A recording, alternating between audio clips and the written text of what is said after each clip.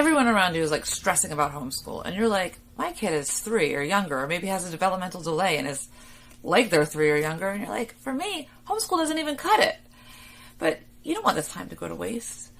You're willing to do whatever it takes for your kid, but you don't have the training. You've come to the right place. My name is Julie Meyer, and I happen to know that you as a parent have powers far greater than any of us therapists or educators can ever have. Keep watching. Again, you want to keep these things under the radar. Sometimes even something exciting and positive, if we take on too much of it, we might sabotage our efforts, and there might be a little voice in our heads like, no, you don't deserve all of this good if you haven't been taking care of yourself up until now. If you're able to do it, great. You also don't want to go overboard to the point that you are so engaged in self-care that you are neglecting things that do need to be taken care of, like whatever your daily responsibilities are around the house to just keep things moving, like dinner and laundry, and you still need to spend some time with your children. So the 3 categories that I had this other family work on, and you could roll them out in a way that is helpful for you, but again, staying under the radar. I had them take each of these things on. There's 3 categories. I had them take each of these things on one at a time for 5 to 10 minutes a day. For the first week they took on the first category, for the second week they took on the second category, and for the third week they took on the third category. Of course, at that time we all had our work responsibilities and everything. If you are continuing to work, you might want to do it that way. If you're not working, you might feel ready to take on all 3 things at once. So the first category is find something for 5 minutes a day that is nurturing your relationship with yourself.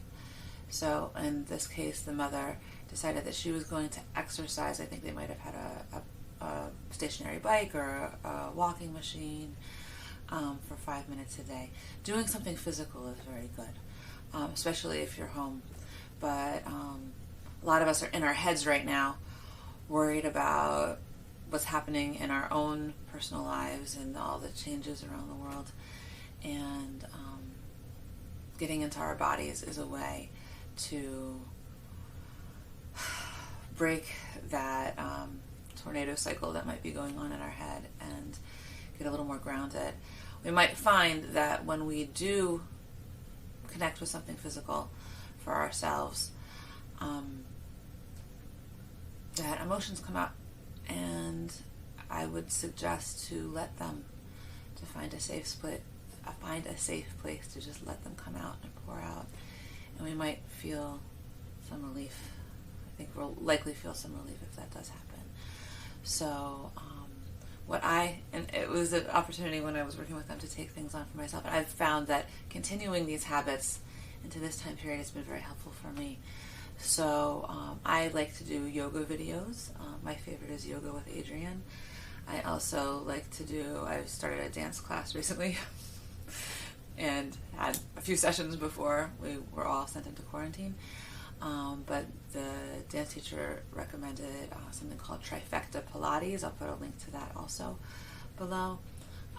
There's another thing that my husband and I have done together and separately. There's a husband and wife team who does videos called Fitness Blender, and they do a lot of and each of these that I'm sharing has short videos or long videos.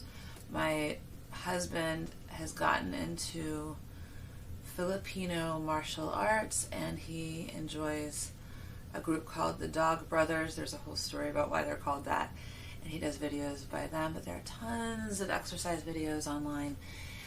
Or maybe if you have a previous yoga practice and you just want to give yourself a few sun salutations, it might be that you are constantly running around, and what would break your cycle is some sitting in quiet. And so if you just want to put on some, there are many online on YouTube, just 5-minute meditation music, guided meditation. Tara Brach is fantastic. So just find something that kind of hits the spot for you.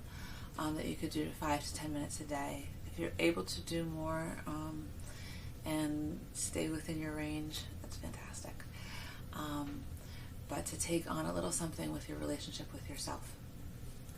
And again, the self-care wheel offers a lot of options. You might want to just pick something off of that wheel and incorporate that into your everyday, and let that be what gives you the feeling of checking off your box for today, even if that is the only thing, even if you burned the spaghetti and even maybe yelled at the kids and the laundry is just piling up.